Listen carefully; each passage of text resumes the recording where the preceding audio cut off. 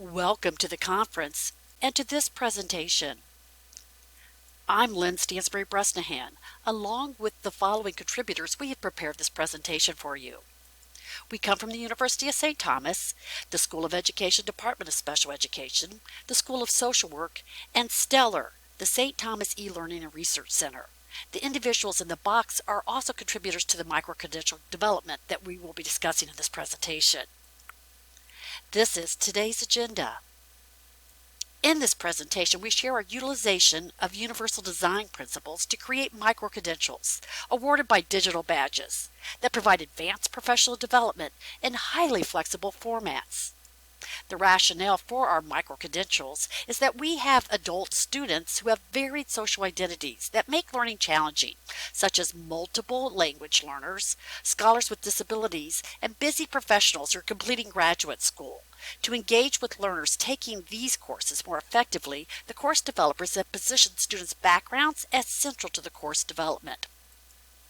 At our Institute of Higher Education, we engage pre-service professionals in interdisciplinary preparation in 2 of our graduate programs through a grant-funded project with the goal of developing a workforce skilled at working interprofessional who have specialized knowledge and skills in meeting the needs of children with disabilities and their families. Specifically, our pre-service professionals are early childhood special education teachers and social workers. Those professionals are provided with microcredentials through our program. A microcredential is a short, competency-based professional development course that allows our pre-service professionals to demonstrate mastery in a particular area. Once competency is demonstrated, our learners are awarded a digital badge. A digital badge is an electronic visual indicator that provides evidence of specialized knowledge, skills, and competencies that have been gained from a training experience. A digital badge allows individuals to share their specialized competencies digitally beyond the information provided on a traditional college transcript. And in the upper right-hand corner, you see an example of one of our digital badges. Our microcredentials are created based on quality matters, established standards, and universal design for learning principles. In this session, we'll be discussing the universal design for learning principles. Universal design for learning can be traced back to the 1950s with the consideration of designing buildings to be accessible for individuals with disabilities, and this concept has evolved over the years. Concurrently, legislation supporting the rights of individuals with disabilities has been enacted with legislation that has contributed to universal design for learning principles. UDL is about planning for flexibility from the beginning rather than trying to add it on later. Universal Design for Learning provides the opportunity for all to access, participate in, and progress by reducing barriers to instruction. UDL focuses on the brain networks linked to learning, the recognition network, the strategic network, and the affective network. The affective network focuses on the why of learning. And with UDL, we have 3 principles, with the first principle being providing multiple means of engagement. The recognition networks, the what of learning, make us think about focusing on providing multiple means of representation. And the strategic networks are the how of learning. And the last principle associated with UDL is providing multiple means of action and expression. And these facets benefit learners. So in our project, we focused on multiple means of engagement occurring in our microcredentials. So that's tapping into our learners' interest, offering appropriate challenges and motivation. We also made sure that we were providing multiple means of representation and giving learners diverse options for acquiring the information. And lastly, we made sure we had multiple means of action and expression within our microcredential and providing learners with options for demonstrating what they know. UDL is a scientifically valid framework. It provides flexibility in the ways information is presented. It allows students to respond or demonstrate knowledge and skills in multiple ways. It engages students. It reduces barriers to instruction, and it maintains high achievement expectations for all. And we're going to now discuss our microcredentials, and we're going to talk about them from creation to implementation and go through 5 steps. And that includes researching the needs, selecting the topic, creating and offering the microcredentials, assessing learning, and awarding the badges. Step one of any course development means that you need to spend some time in research. And we researched by answering the following question. What are the competencies that professionals need for interdisciplinary collaboration to meet the needs of children with disabilities and their family from culturally and linguistically diverse communities? And what the research told us is that children with disabilities and their family often have complex needs and require expertise and collaboration from multiple professions to support effective service delivery. And this interprofessional collaboration in the field of education, it has been established also through policies such as the Individuals with Disability Education Act. We also really felt important that we focused our microcredential on competencies. And so we found an interprofessional medical competency self-assessment tool to evaluate the progress on interprofessional competencies. And we adapted it with permission from the original authors of the assessment. And our students completed a self-assessment before completing any of our microcredentials. Step 2 is to select the microcredential topics. Based on our research and the assessments, we came up with 5 topics: identifying disability characteristics in young children, addressing behavior from a social, cultural, and trauma-informed perspective, focusing on social, emotional, mental health of students, providing trauma-informed care and education, and engaging in personal self-care to support retention. Step 3 was to create the microcredentials. After our topics were selected, we worked with our university's Instructional Design Center to create the microcredentials, utilizing Quality Matters standards and the principles associated with universal design for learning. We started by targeting objectives and competencies. We identified those which were based on the identified needs through our research, and we focused on the knowledge and skill competencies that educators are expected to learn and demonstrate by the end of our microcredential training. Here's an example of an objective in our Understanding Behavior course. Articulate the 7 phases of escalating behaviors occurring within an acting out cycle considering diverse cultural interpretations. Our planning was very organized. We came up with our course topics, and then we put together objectives for our sessions, and from those objectives we came up with learning activities, assessments, and then we picked the technology and media that we'd use to deliver those activities and assignments and assessments. We operated from a strength-based design. Quality Matters informed our decisions around design. The Universal Design for Learning informed the learning experience, and we used Articulate Rise, Canvas, and Zoom platforms. We used Rise for the asynchronous interactive elements, we used Canvas for communication and progress tracking, and we used Zoom for the synchronous virtual learning communities. You want to carefully consider the platforms that will ensure equitable access for your learners.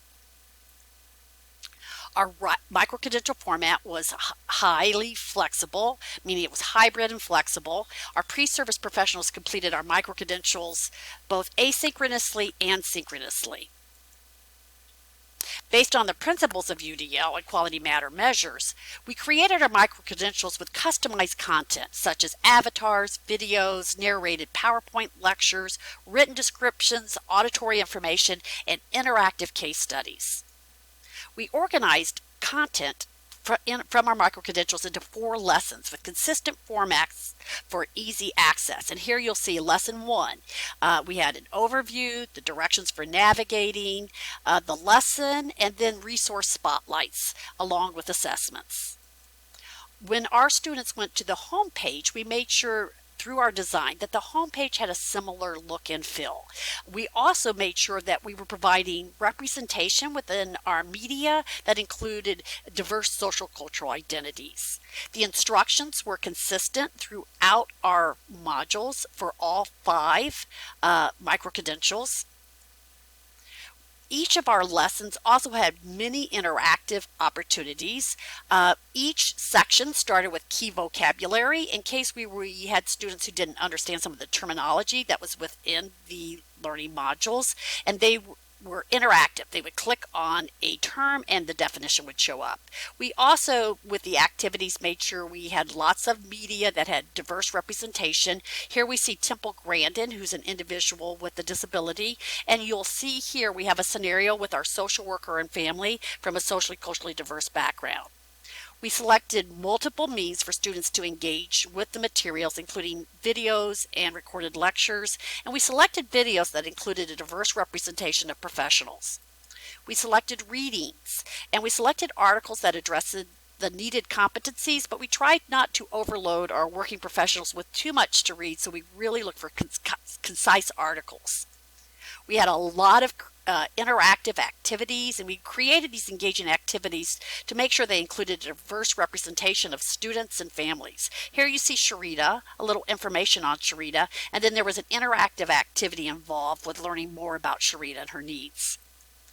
The content was also provided in manners that we provided some visual graphics and some interaction. So when they were learning about behavior, we provided an iceberg analogy where what they saw was the tip of the iceberg, but there were a lot of cultural and background information that they learned about by clicking underneath the surface on different numbers. These interactive activities provided students choices in how they like to engage in the material. Here you see that one of our activities was an interactive timeline of the disability movement. We had case studies where we consistently followed a educator and a social worker and a special ed director through all of our micro-credentials, and we ensured a diverse representation of the professionals in our case studies. We also had different families. We ensured diverse representation of families in our case studies, focusing on some of the communities within our local state, which is Minnesota. We have a large Somali community and Hmong community, so we made sure we had some families represented from those communities. And we removed barriers to the micro-credentials by not charging for them. Our micro-credentials are not attached to credits, which removes the financial barrier, and it removed the need to go through our University Curriculum Committee approval process as well. In step 4, we assessed learning. We created a pre-assessment and post-assessment based on the knowledge and skill competencies we'd like the learners to gain in the micro-credential. And at the end, we were able to compare the pre-assessment scores to the post-assessment scores to monitor the impact of the content. We used both quantitative pre- and post-assessments to help us measure if the students were gaining the embedded competencies. If a student got 80% or better on the post-assessment, they were able to get the badge. We awarded the micro-credentials through a digital badge, and they could put this badge on their LinkedIn, their email signature, their resume, and other social media. The badges were linked digitally to a list of the competency that this educator and social worker possesses. And the badges allowed the holders to stand out from other applicants when they were securing employment.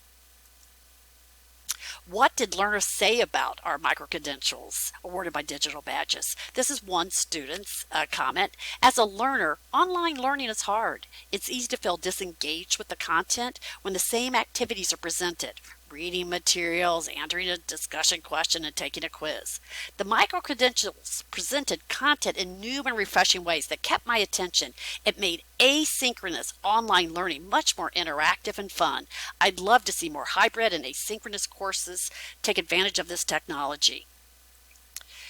We have provided in the PowerPoint some links to other lessons that we have to give you some examples from our characteristics micro-credential, our behaviors micro-credential, and our collaborations micro-credential. We hope you'll take time to take a look at those examples as well.